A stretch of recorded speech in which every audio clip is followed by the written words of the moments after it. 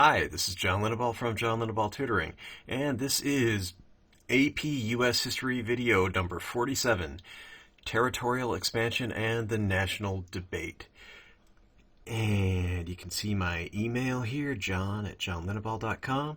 johnlinneballtutoring.com is my website, and don't forget to comment, like, and share and subscribe. If you don't like ads, you can try my site, testpreparation.locals.com. All right, let's move on. Westward Migration.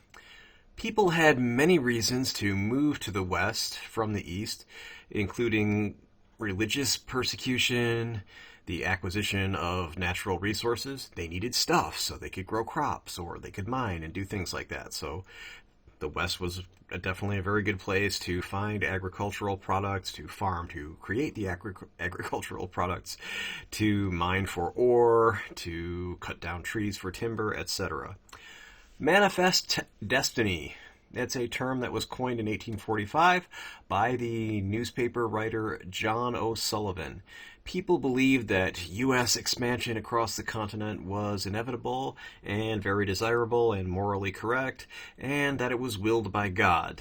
This term also applied to U.S. political and territorial expansion in general. But see this previous paragraph for the main reason people moved out west, which was for material reasons and to not be harassed by people who didn't practice the same religion as them. Waves of pioneers.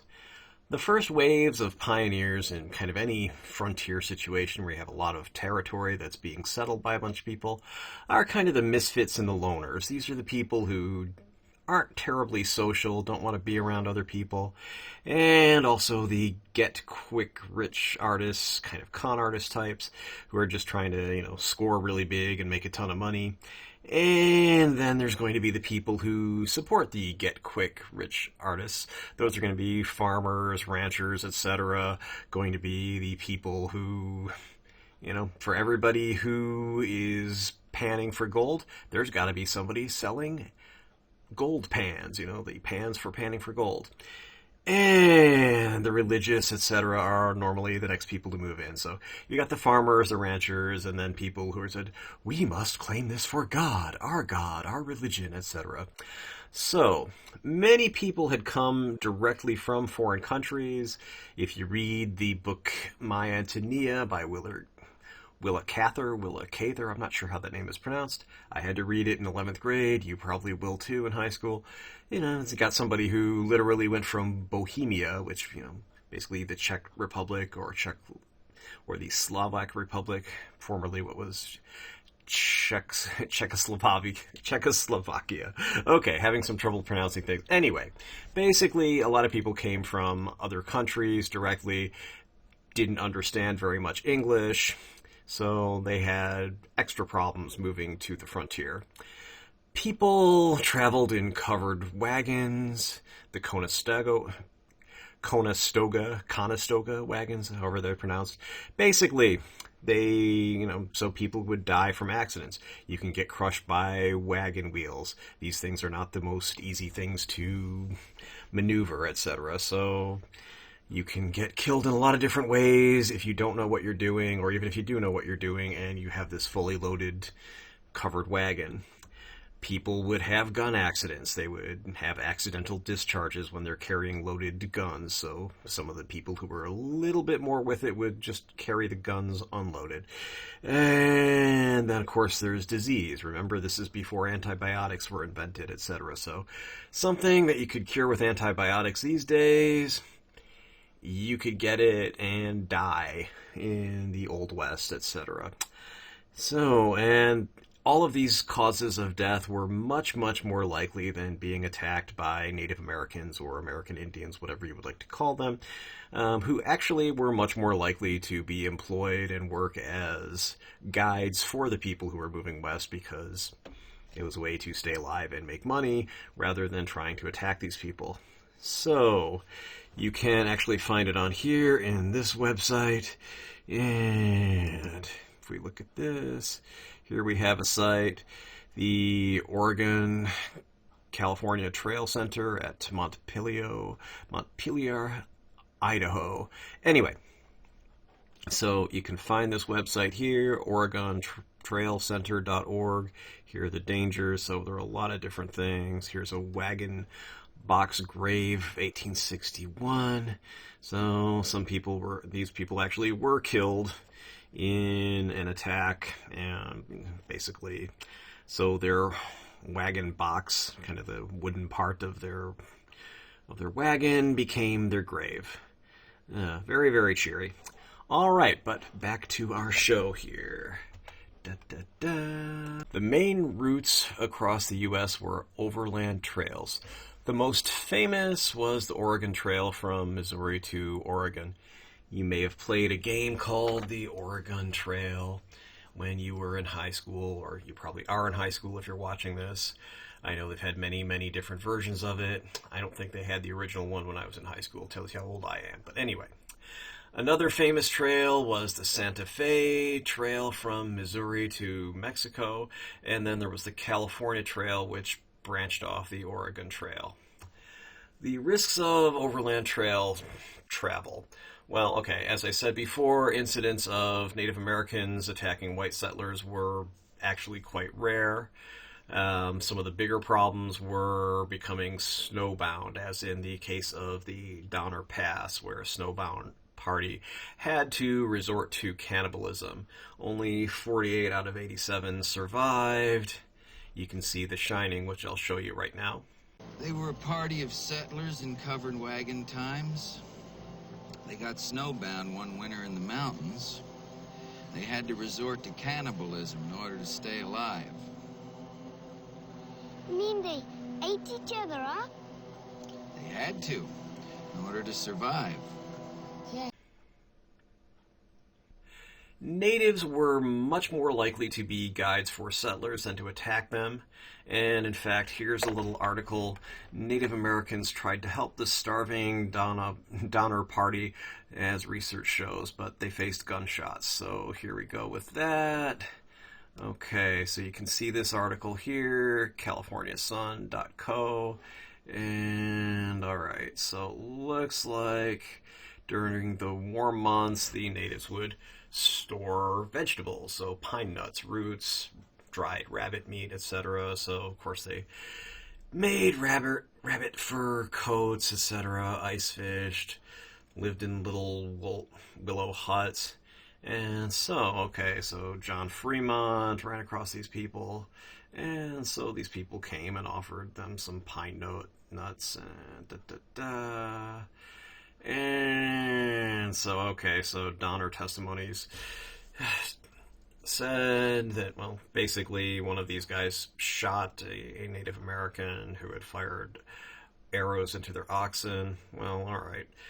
That's a little bit different. I mean, that was not very friendly if he's firing arrows at their oxen, but maybe some misunderstanding. You know, hey, there's an animal for us to hunt. And they said, wait a minute, that's our ox. Anyway, so there were some problems here. The Washoe scouts brought the stranded migrants some food, including a deer carcass, fish, wild potatoes, but were met with hostility. One time they wouldn't take it.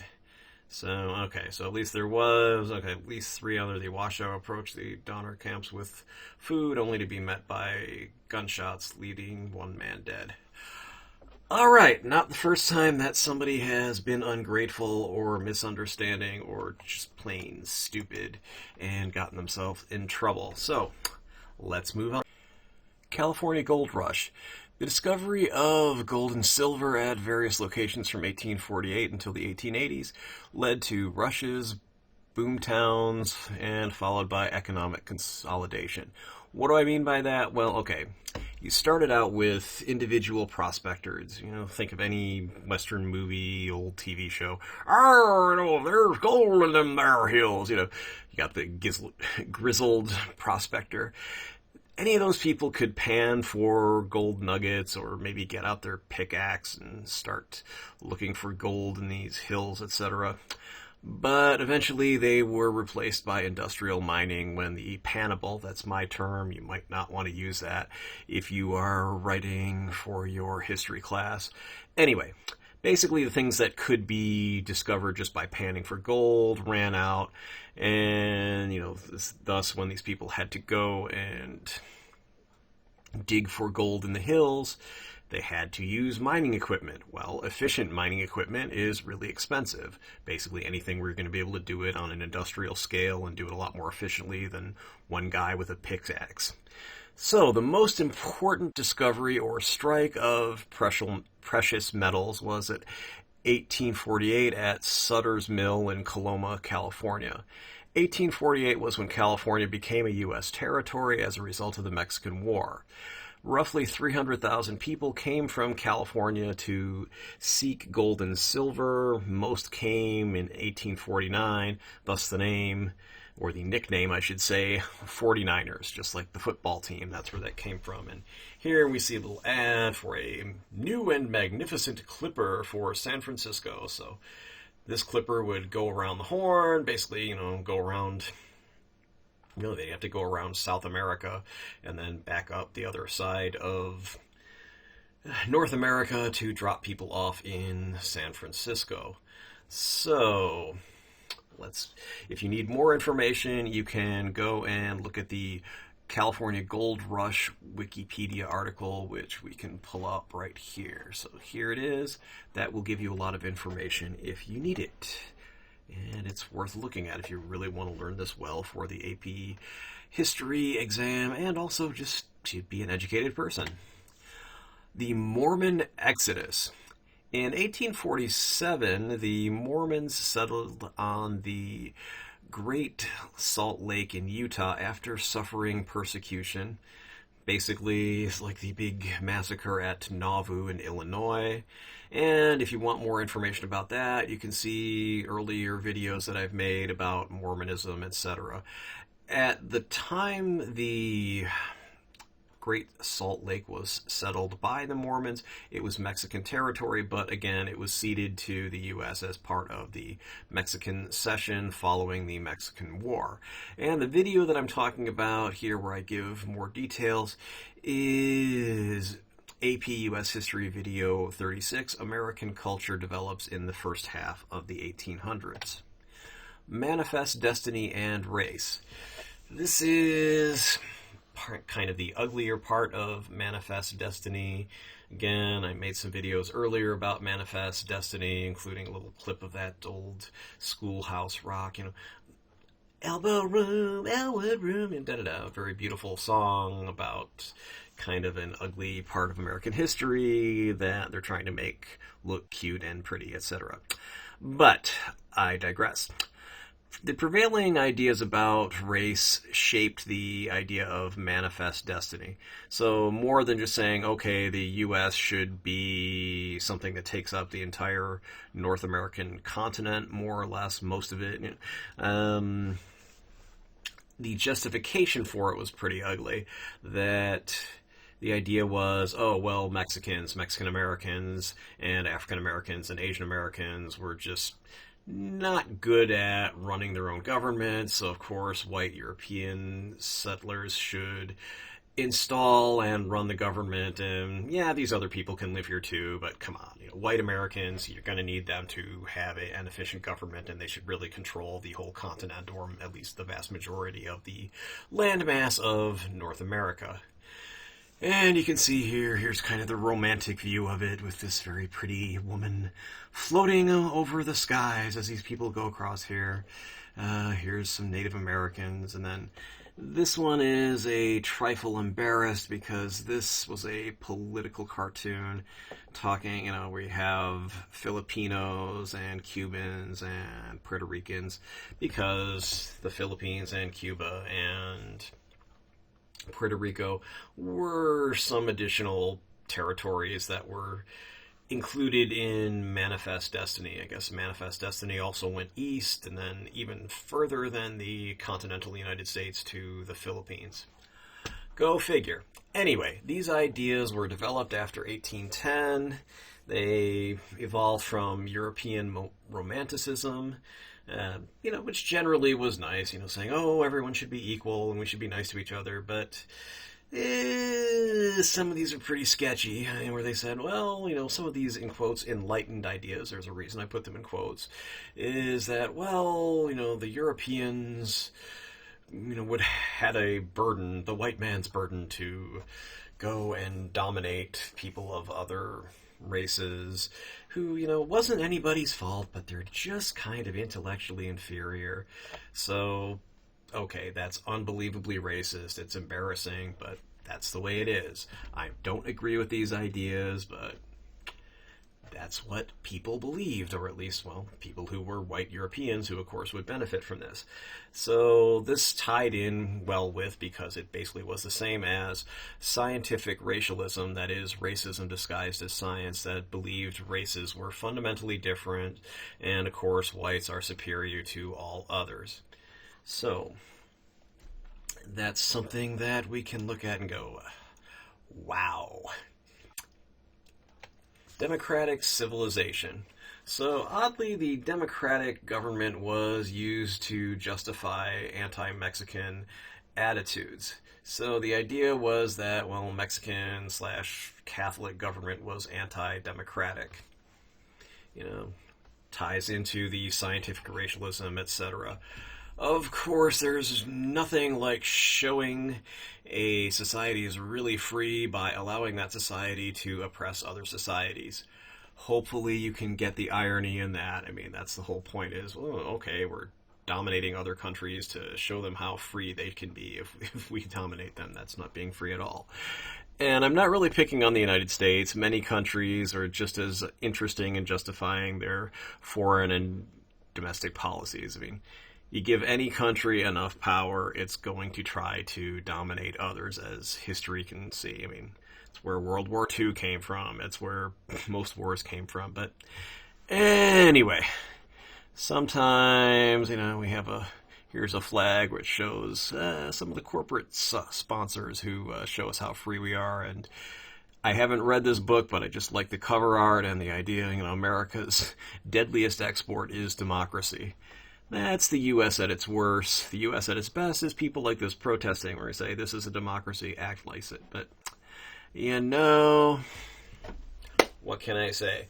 Basically, when someone starts talking about how you have to dominate other countries and go to war to free these people, you really need to think twice. Some wars really are good for liberating them, liberating people who are oppressed. Other ones, it's more the U.S. oppressing other countries. And certainly, you look at things from the 1800s, if the U.S. is going after other countries, maybe it wasn't such a democratic thing, as you might say, democratic action, as a hey, we want your land kind of thing. All right, let's move on. The Mexican War and Western expansion. War with Mexico. So, the spark igniting the Mexican War was a border dispute over the southern border of Texas, which had just become independent from Mexico in a previous war. So Mexico set the border at the Nueces, I'm not sure how to pronounce that, river. The U.S. set the border at the Rio Grande, which was 150 miles south of the Nueces. So obviously, Texas / the United States wanted a lot more land, and Mexico said, no, that's not what you're entitled to. So there were a lot of skirmishes, minor fights that in 1846 erupted into the Mexican War.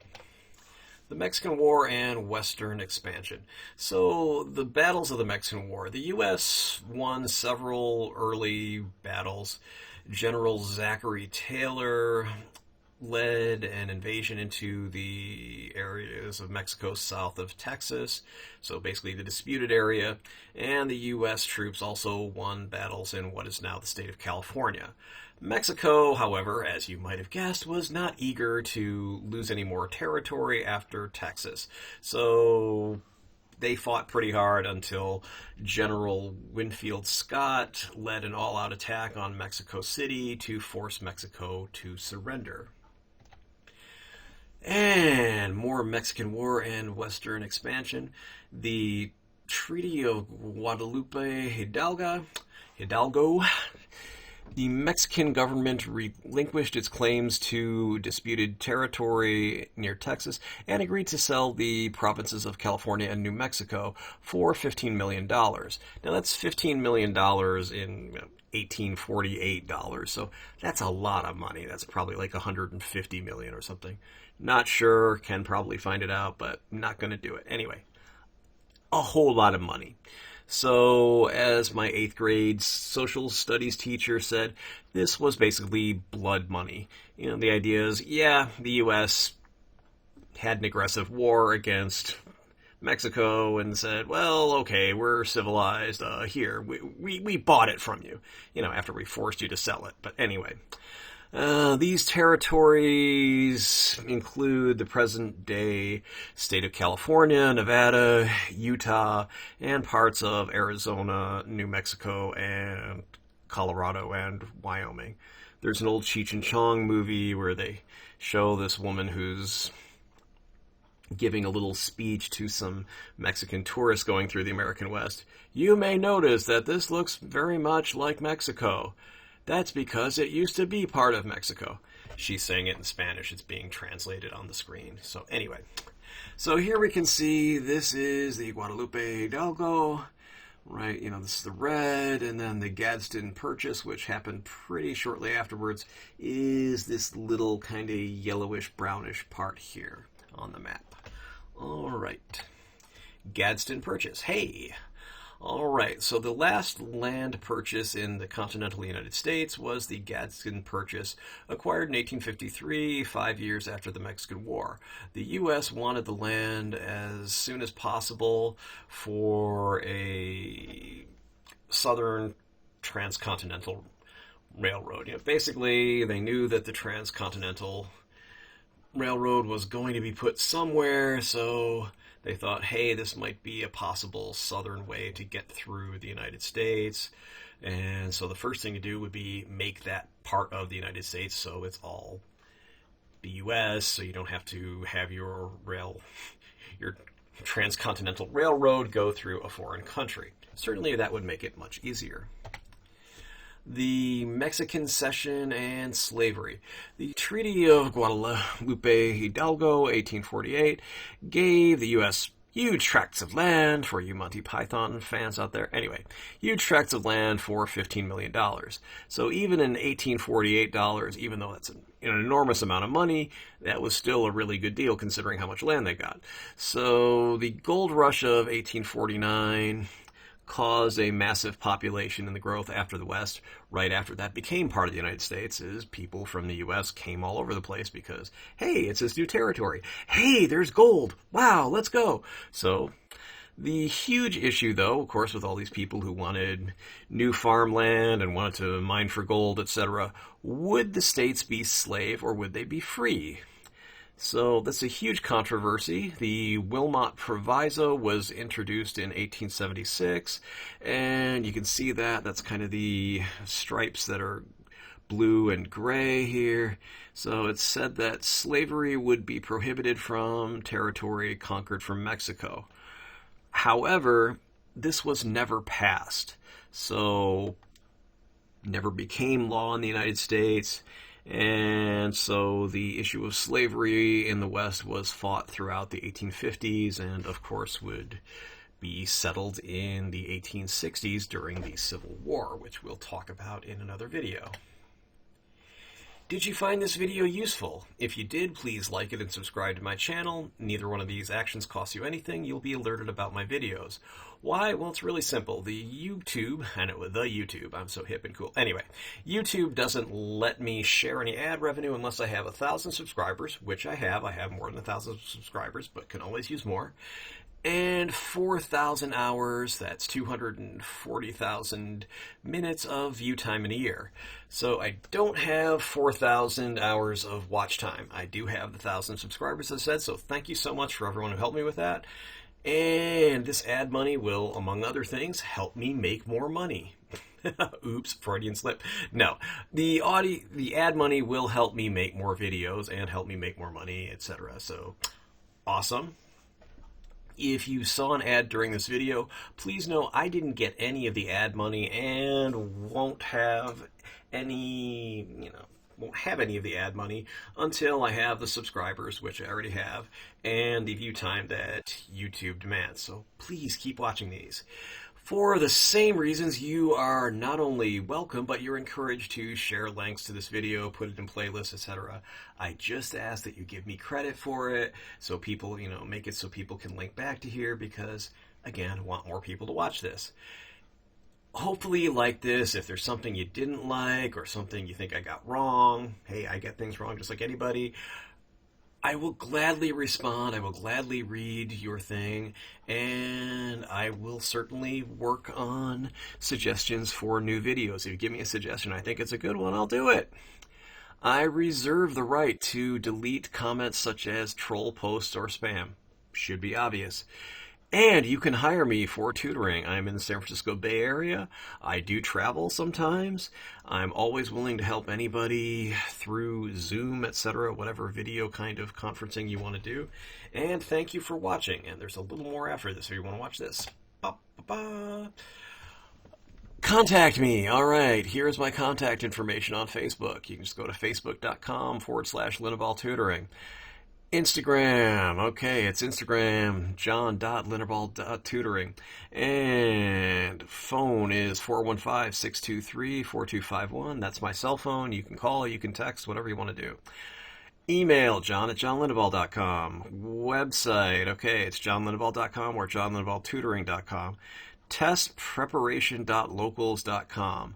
And there's lbry.tv, so library, get it, at John Linnebaugh Tutoring. You can find these videos up there. And you can also find me on my locals.com, testpreparation.locals.com. And my snail mail, so I can be all cool and internety, is if you want to send me physical postal mail, you can send it to John Linnebaugh Tutoring, 1859 Powell Street, number 109, San Francisco, California, 94133. And with that, I am out of here. Ooh, I forgot this. Okay, this is not a substitute for your classes, etc. So, this is based on Barron's AP United States History Review Book, the 4th edition, and any other sources that I've listed in the video description, that I've listed in this video itself, and just my general knowledge of U.S. history and whatever else I've talked about during this video. While this should help you do well on the AP History exam, I can't be responsible for what your teacher thinks is important and asks you about on his or her or non-binary pronoun own test, homework, etc. Please read your class text that they give you, and please pay attention to whatever your teacher says in class. That will help you do well on the actual tests for your school grades and should also help you on the AP exam. All right. Hope you're having a good day. Talk to you later.